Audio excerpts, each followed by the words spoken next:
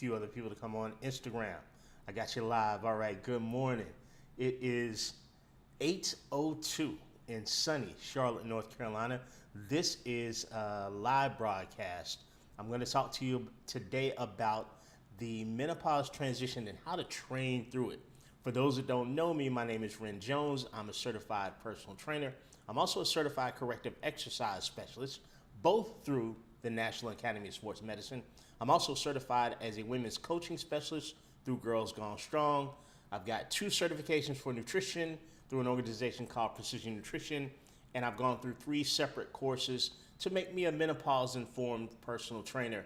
One through Dr. Stacy Sims' Menopause 2.0, one through MedFit, and 1 menopause certification through Girls Gone Strong. As always, shout out to Molly Galbraith. I am going to talk to you today really quickly about how you might shift your perspective and how you might shift your training protocol as you find yourself taking the journey through the menopause transition. From perimenopause, which could start as early as your mid-30s, every woman's different, to menopause, technically one day, to postmenopause, which is every day thereafter. We've got to consider some different things in terms of how to best get the training done and how to best yield the results. Now, I'm not a wizard. I'm not a gynecologist. I'm not a medical professional. I don't balance hormones. You might see that on the internet. I don't cure menopause because it's not a disease. I don't do any of the outlandish shit that you might see on the internet that helps people sell plans, shitty plans, to desperate women. I will not weaponize menopause to fearmonger you into hiring me. That's not, as T'Challa said in that Avengers movie, that's not what we do here. So we won't be having any of that. We're gonna deal with some science, we're gonna deal with some technique. I'm gonna inform you a little bit better about some of the things that might help your menopause transition better, particularly through the lens of the active midlife woman who wants to stay toned, keep their muscle, who wants to change their body composition, who wants to feel energetic as if they are at home body again, because quite frankly, ladies, when you don't feel home in your body, you don't feel home anywhere. So let's get to it. Before that, I got to pay the bills really quickly. Stay with me one more second because I'm currently enrolling. It's enrollment for my 15-week signature program for midlife women. It's called Women's Liberation Movement because a lot of what women go through at this point in their life takes their freedoms from them, the freedom to wear what they want, or the freedom to be energetic after work, or the freedom. So if you're a midlife woman, you want some help working on your fitness and your nutrition through this menopause phase of your life, through midlife, and you do not want to count calories, we don't do that. You do not want to weigh or measure food, we don't do that. This might be the signature 15-week program for you. DM me the word live, L-I-V-E. We'll have a short conversation via DM. We'll see if the program is a good fit for you, and we'll go from there. Let's get to the information, because there's a few categories that I want to talk about in terms of this menopause transition. The first category is going to be, how the heck do I exercise during this phase of my life? Ren, look, all the stuff that I used to do, none of it's working anymore. Like, none of it. I don't know what else to try or what combination of things to do. These are questions and concerns that I get all the time as a menopause-informed coach, someone who's been doing this, specifically working with women for the last 10 years. Let's dive in there. Here are 3 ways that you want to shift your perspective on what you choose to do as you're working out through the menopause transition, through midlife, particularly if the things that you've been doing haven't been working.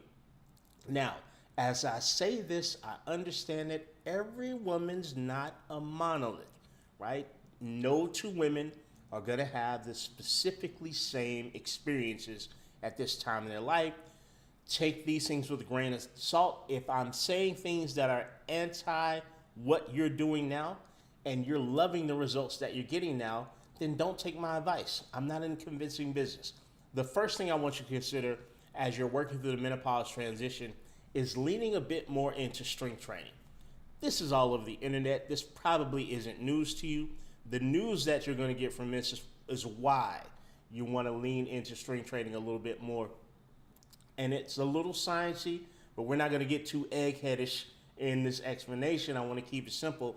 Fundamentally, estrogen is the superpower for women, right? It's your super soldier serum. Estrogen is what turns a normal woman into the Captain America version of themselves. It's a super soldier serum. Now, as estrogen starts to fluctuate in perimenopause, because that's the phase of menopause where we see the wild fluctuations, right? The body's compensating, sometimes trying to overcompensate for the changes in the levels of estrogen and or progesterone. And that's when we see a lot of wild changes. But in that period of time, we know that the muscles are having a difficult time, an increasingly difficult time, getting a good contraction. The way I take my photos, like this, trying to contract my muscles.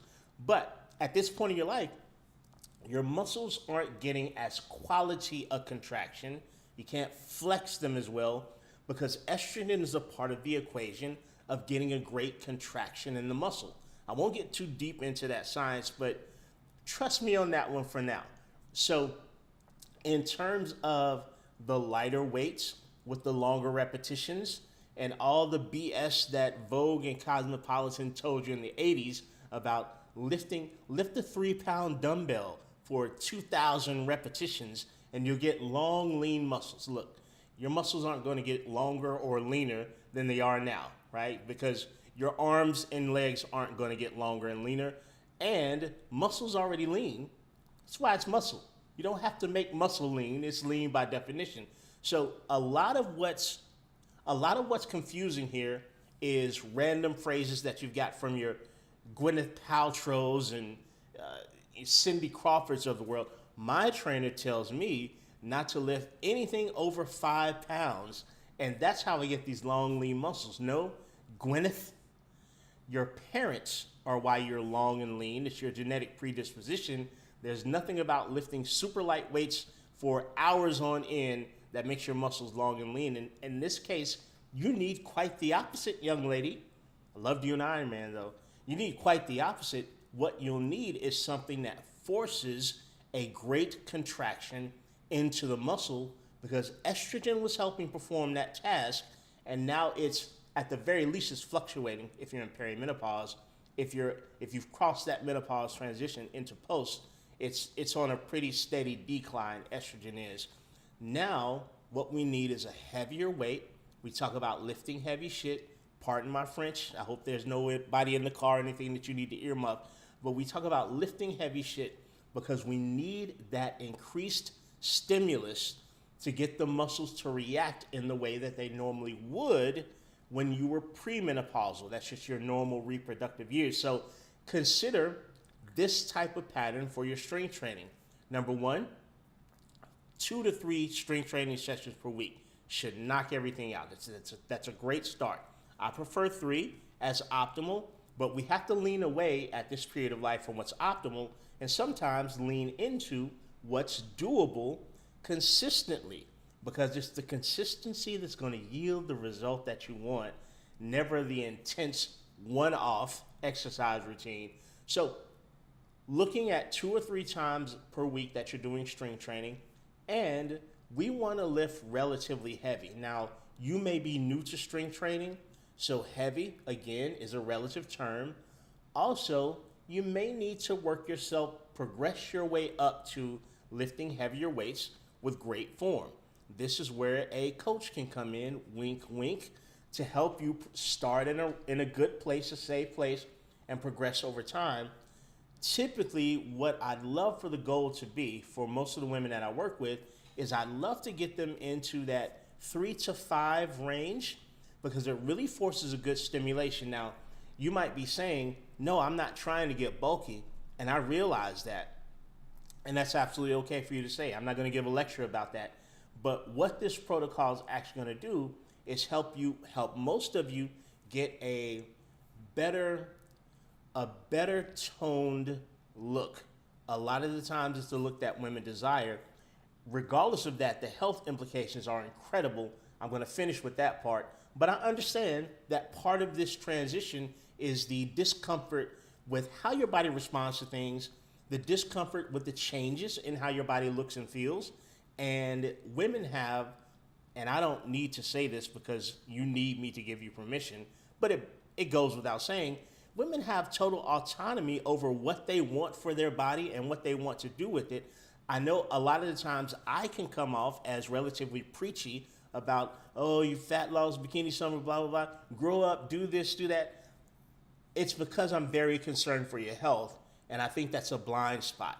I'm here in this business because I lost my mother due to cardiovascular conditions when she was in menopause at age 60. She didn't pass away until 77, but she was disabled for the last 17 years of her life. I know the complications that menopause brings to your cardiovascular health. I'm here because I lost my older sister at age 50.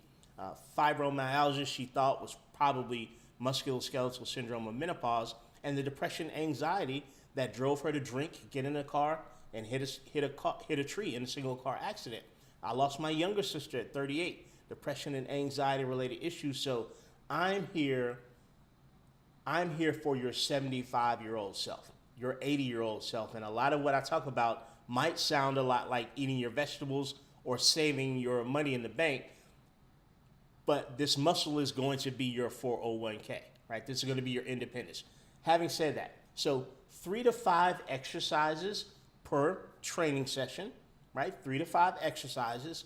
In the context of those 3 to 5 exercises, 3 to 5, 3 to 5 sets of those exercises. In those 3 to 5 sets, 3 to 5 repetitions of any particular exercise.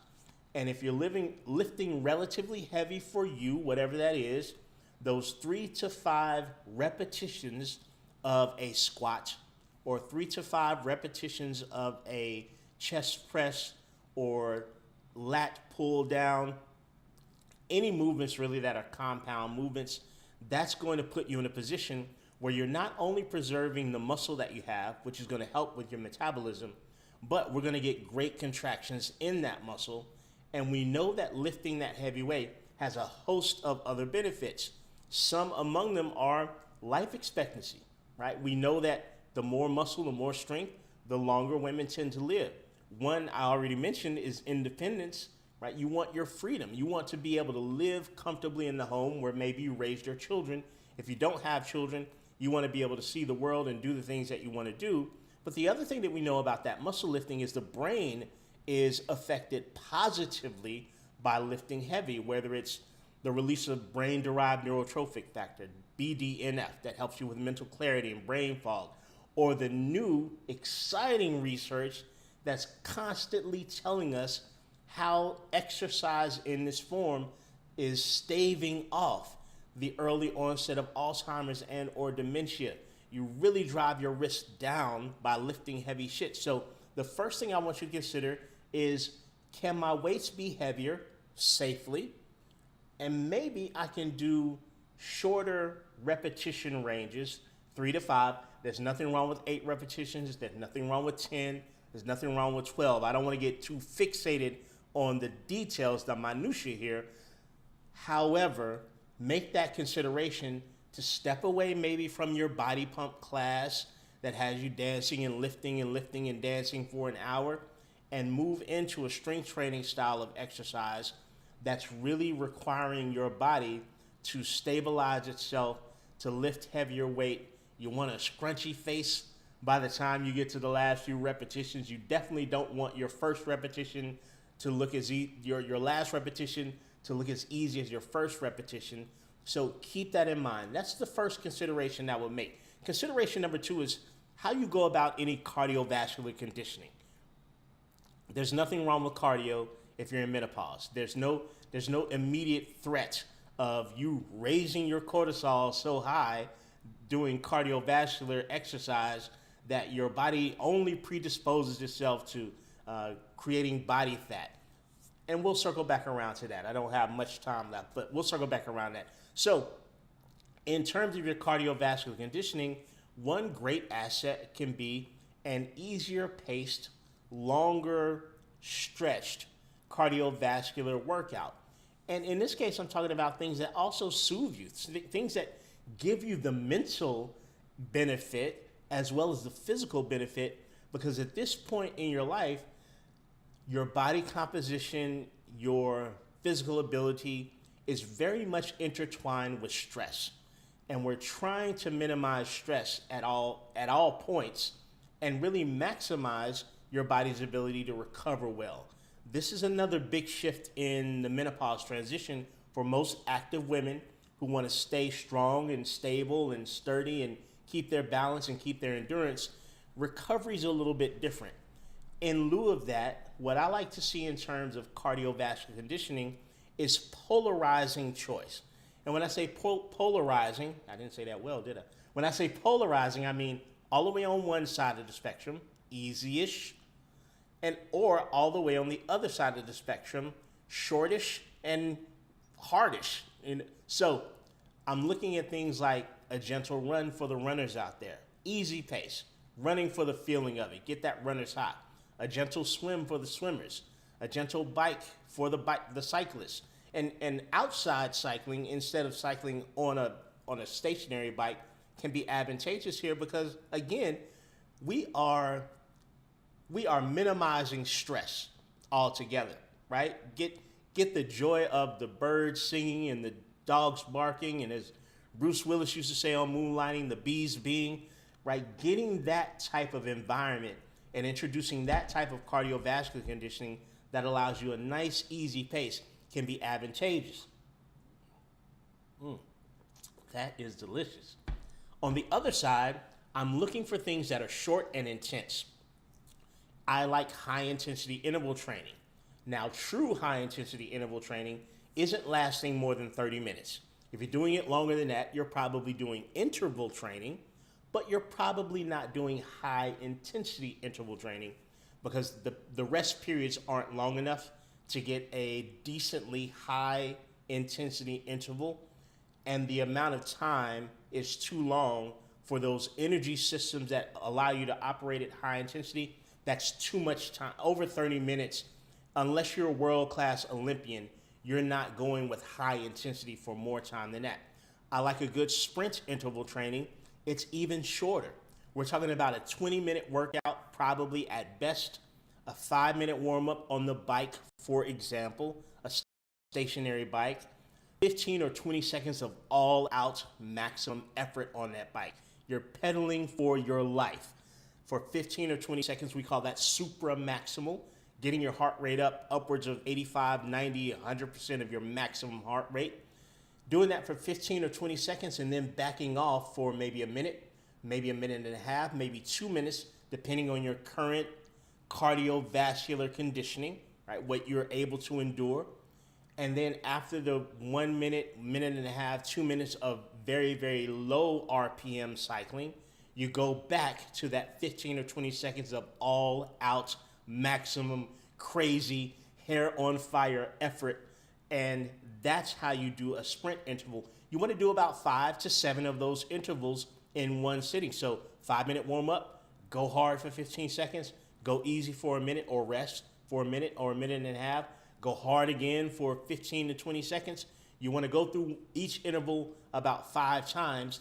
5-minute cool down. It's important for women to cool down from their cardiovascular conditioning because the way circulatory system works is slightly different than men. There's a greater chance for your blood to pool in your extremities, so a cool down is really important. And 15, 20 minutes, you're done, and yes, that's enough. And it's a great methodology for, again, releasing that brain-derived neurotrophic factor, help with the mental clarity. It's a great, great asset in terms of sort of specifically helping to target visceral fat, but also preserve money. There are several great studies that Dr. Stacy Sims talks about in regard to sprint interval training. But my favorite thing about it is for the midlife, busy, go-getting, overworked, overwhelmed woman, she doesn't have to spend an hour during her cardiovascular session to get incredible conditioning and incredible results in terms of body composition. That's the second consideration that I want you to make in this spectrum of life, this time of life. And the third one is, can we introduce a little impact training, jump training, or plyometrics? Now, I don't mean you need to get off the couch and start box jumping 25 feet in the air, right? That's not practical. But if we can get, and also, let me mention this, if you've already got bone issues, if you're leaning in the direction now of osteopenia, osteoporosis. By the way, if you can, after 40, get a DEXA scan. It's an imaging scan to get a good idea of what your bones are doing, their density and strength. Just don't hop into jumping all around. However, if you're able to do that, something as simple as jumping forward and stopping your progress, jumping backwards, jumping to the side, could be very, very small jumps, but getting some impact that affects the bones, because when the bones receive that stress, they are going to be signaled to remodel themselves, right? Your body wants to lay down more bone if it's feeling impact, and we can really strengthen those bones. That's one of the big issues that women, as they go through the menopausal spectrum, one of the big issues is eventually getting to the point where you're very, very fragile. Fractures become a big deal, and we need to address that. And you only need about 10 minutes of that type of impact training about 2 or 3 times a week. And the research shows, the literature is very clear here, you can restructure your own skeletal system so you can have those strong bones, again, that keep you independent. I love things like tennis for this. I love things like pickleball for the same reason. Unfortunately, running doesn't create the type of impact that we need. Nothing wrong with running. I'm not telling you not to run. However, it doesn't create that kind of impact. We want multi-directional force. And for the purpose of generating your own power, jumping is great here. And now, why would I need power, Ren? I'm a woman. I don't need to explode off of a defensive line. I'm not playing football. I'm not an Olympian. Why do we need power? Because power is the act of minimizing the amount of time that you're able to generate force, right? If you can take off quickly, you're generating force in less time. But what we often miss in the power equation, particularly for women, is power also allows you to slow down, to decrease your own force. So when you trip, you can stop yourself. That's also power.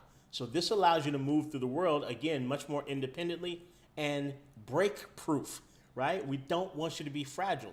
So consider those things: lifting a bit heavier, maybe operating in a 3x5 pattern, 3 to 5 exercises per workout session, 3 to 5 sets of each exercise, 3 to 5 repetitions in each set, lifting heavier as you can, right? Consider polarizing your cardio, maybe going for long, easy cardio sessions, and in opposition to that, 2 times a week or so, going with short bursts, higher intensity. That doesn't cost you a lot of time. And consider adding some impact training of some sort where you're able to leave the ground. You don't have to get super high in multiple directions. The last thing I'm going to give you is a bonus, because one of the other things that happens during this menopause transition, we dive so deep into underfueling, because what the 80s taught us was that if I move a whole lot more and jump around, and if I eat like a small bird, I'm going to get thin. And you are going to get thin. But some of that thinness will be at the mercy of your muscle. Because when we're solely looking at weight loss, we're not looking at body composition most of the time. I can chop off your right arm and you'll weigh less today. Are you healthier?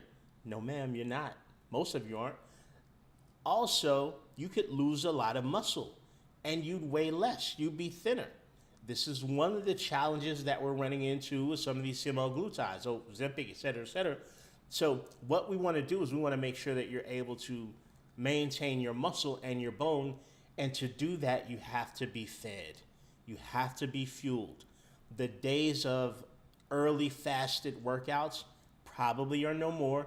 The stress response that this creates makes the juice not quite worth the squeeze. A little bit of protein before you work out, 13 grams. This could be, I have clients that simply, they buy like a little store-bought premixed protein milk-like drink, and they pour a quarter of the bottle into their coffee. Brilliant. You've got a little bit of fuel before you work out, because your body wants to be in a state where it's resilient to stress, and starving it and then working the shit out of it is not a low stress activity, it's high stress. Even worse, if you don't feed it after, you're maintaining that stressful state, you're in a state that's catabolic. Catabolism means that you're compromising your muscle and probably growing more fat tissue. This is one thing that I see a lot with women in this phase because they'll double down on what used to work. Okay, if I'm not exercising enough and I'm not eating a small enough amount, I'll just go harder on both things. And they become increasingly frustrated because the more they exercise and the less they eat, the more compromised their body becomes due to that stress response. So a little fuel before you work out. 15 grams of protein, 13 grams, maybe 30 grams of carbohydrate. I'm not talking about eating a Denny's Big Breakfast or Rudy Tooty Fresh and Fruity from IHOP. I'm just talking about getting a little bit of fuel. Something on avocado on toast. Peanut butter on toast, yes, I know it's not a protein source. It's not mainly protein, it's fat.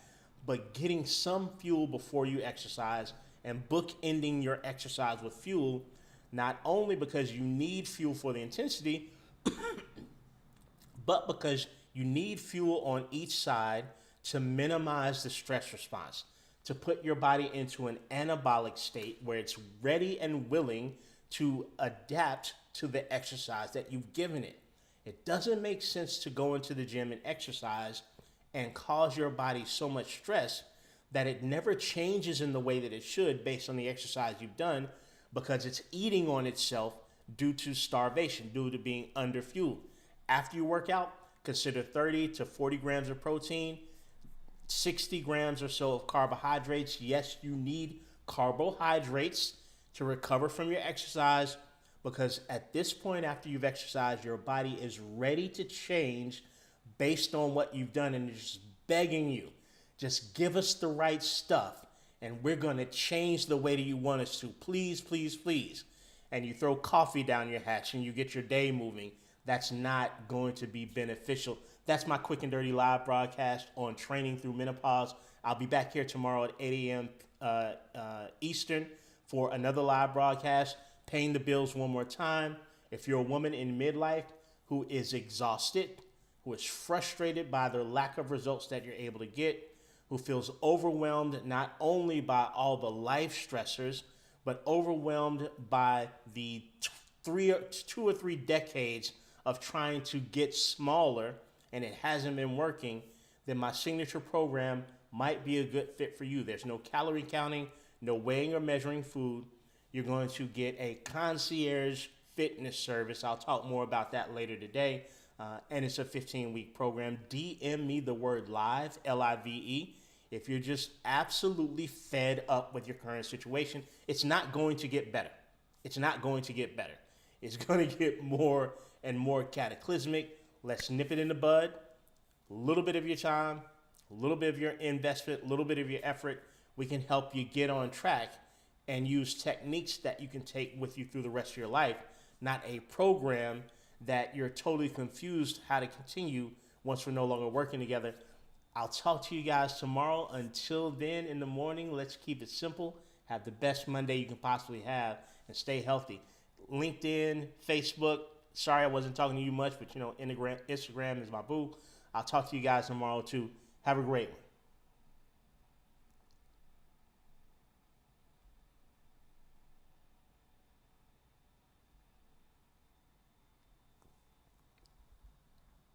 All right, guys. Thanks for hanging with me. I got something in the chat.